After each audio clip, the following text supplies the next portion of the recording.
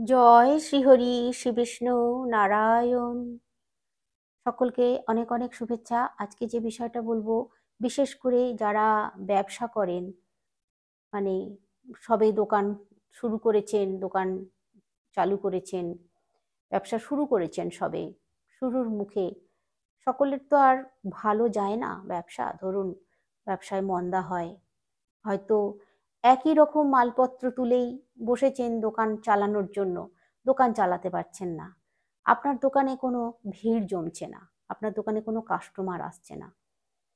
তো এই যে কাস্টমার আসছে না, ভিড় জমছে না, দোকান চালাতে পারছেন না, মনে মনে ভীষণ আপসেট হয়ে যাচ্ছেন, হতাশায় ভুগছেন। কি করব, কিভাবে করলে চলবে? দেখুন, জীবনে তো এই সমস্যাগুলো তো থাকবেই। আর তার জন্য কিছু নিয়ম মেনে কিছু টোটকা প্রয়োগ করতে হয় প্রতিকারের জন্য। অনেক সময় দেখা যায় কি, পাশাপাশি দোকানদারেরা, পাশাপাশি ব্যবসাদারেরাও কিন্তু আপনার ক্ষতি করার চেষ্টা করে। অনেক সময় দেখা যায় এটা, তারা কিন্তু ক্ষতি করার চেষ্টা করে যাতে না আপনার ব্যবসাটা ভালো চলে, আপনি যাতে একদম ব্যবসা না করতে পারেন, আপনার দোকান বন্ধ হয়ে যায়। মনে মনে সেই ইচ্ছাও করে, ইচ্ছা করে সেই মতো ক্ষতি করারও কিন্তু চেষ্টা করে।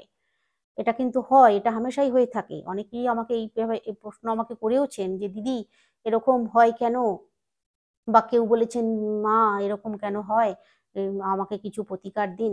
তো আজকে আমি এই ভিডিওটা আমি তাদের জন্যই করছি, যারা জানতে চাইছেন যে বারবার যে ব্যবসা করতে করতে পারছেন না, ব্যবসা একদম হাবুডুবু খাচ্ছে, তাদের জন্য আমি এই ভিডিওটা বানিয়েছি। তো শুনুন আপনারা প্রথম থেকে শেষ পর্যন্ত।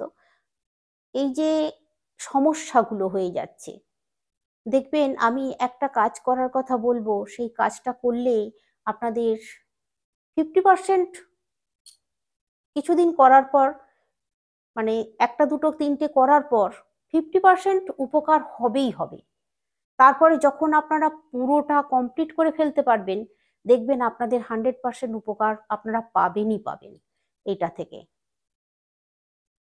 একটা কাজ করবেন, কর্পূর কিনে নেবেন। কোথা থেকে কিনবেন? দশকর্মার দোকান থেকে কর্পূর কিনবেন।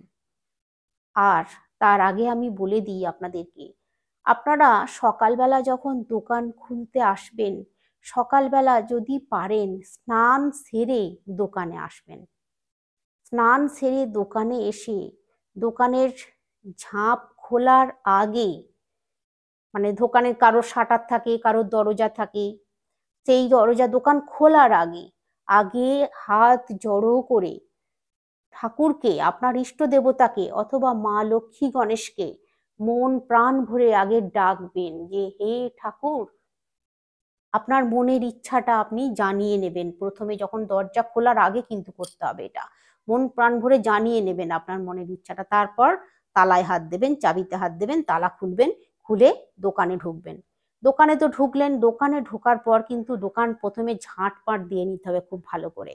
তারপর জল দিতে হবে, জল ছড়া দিতে হবে। জল ছড়া দেবেন কি? আর এই যে জল ছড়াটা যে দেবেন, এই জলটা কি জল হলে ভালো হয় জানেন তো? সব থেকে ভালো হয় জোয়ারের জল। যখন নদীতে জোয়ার আসে না, সেই জল নিয়ে এসে রেখে দেবেন। অনেক তো ঢালতে হচ্ছে না, অল্প একটু একটু করে ছড়া দেবেন।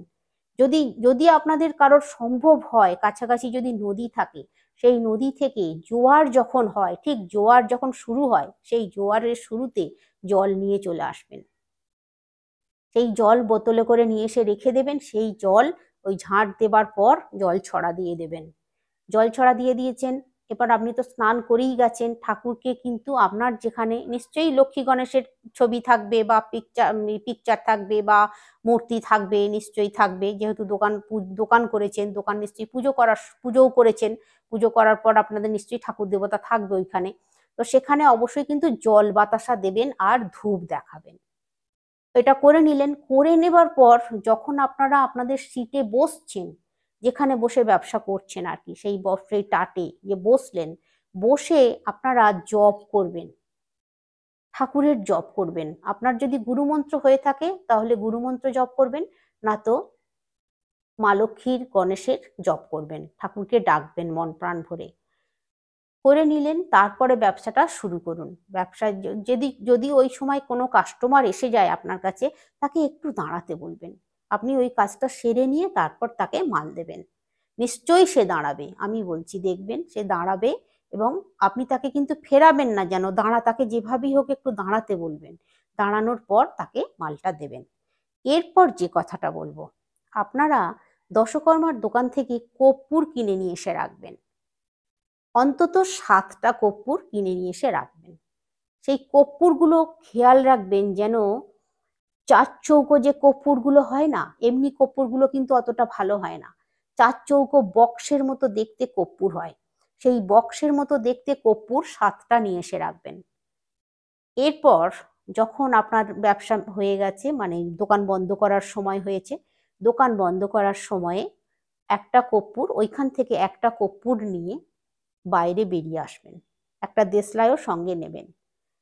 দোকানের ঝাঁপ ফেলে দিয়েছেন বা দরজা দিয়ে দিয়েছেন বা শাটার থাকলে শাটার দিয়ে দিয়েছেন, চাবি দেওয়াও হয়ে গেছে, চাবি দিয়ে দিয়েছেন।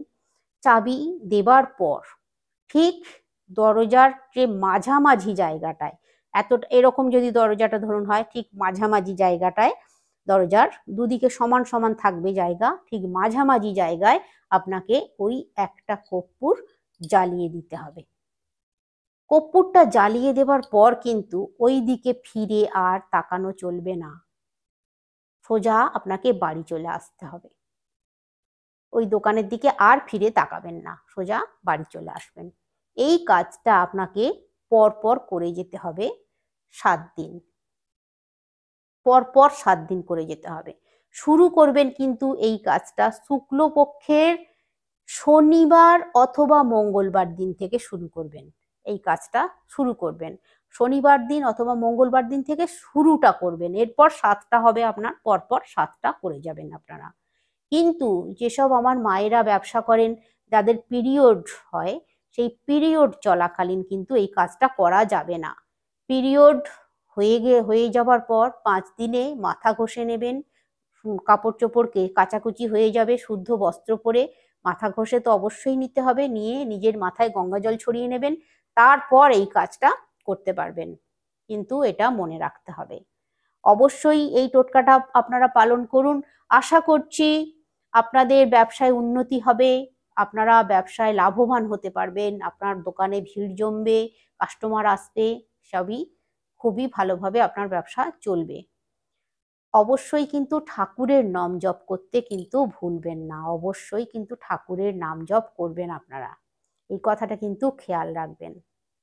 দেখবেন আস্তে আস্তে ধীরে ধীরে কিন্তু সব কাজের জন্যই কিন্তু মানে ভরসা রাখতে হয়, বিশ্বাস রাখতে হয়, আর একাগ্রতা নিষ্ঠার সঙ্গে কাজ করতে হয়। অবিশ্বাস করে কিন্তু এই কাজ করলে কোনো সফলতা পাবেন না। যদি বিশ্বাস রাখতে পারেন, ধৈর্য রাখতে পারেন, একাগ্রতা রাখতে পারেন, তাহলেই কিন্তু আপনারা সফলতা পাবেন, নচেত নয়। এই কথাটা কিন্তু মনে রাখবেন। আজকে আসছি, আগামী ভিডিওতে আবারও দেখা হচ্ছে। এইরকম ভালো ভালো টোটকা নিয়ে আমি হাজির হয়ে যাব। আপনাদের মঙ্গলের জন্য, আপনাদের উন্নতি সাধনের জন্য আমি চেষ্টা করছি যাতে আপনাদের ভালো হয়, মঙ্গল হয়, উন্নতি হয়, আপনারা ভালো থাকতে পারেন, সুস্থ থাকতে পারেন। এই সমস্ত কিছু বিষয় নিয়ে আগামী দিনে ভালো ভালো টোটকা আমি নিয়ে আসছি। তারপরে এই রাহুর দোষ, কেতুর দোষ কিভাবে কাটানো যায়, সেইগুলো আমি আপনাদের সঙ্গে শেয়ার করব আগামী ভিডিওতে। সঙ্গে থাকবেন। আর যদি আমার ভিডিও আপনাদের ভালো লেগে থাকে, অবশ্যই সাবস্ক্রাইব করবেন, পাশে থাকবেন, পাশে থাকা বেল আইকন প্রেস করবেন। আমার ভিডিও সবার প্রথম আপনার কাছে পৌঁছে যাবে। তাহলে আজকে আসছি। সকলে অনেক অনেক সুস্থ থাকবেন, অনেক অনেক ভালো থাকবেন, হাসি মুখে থাকবেন।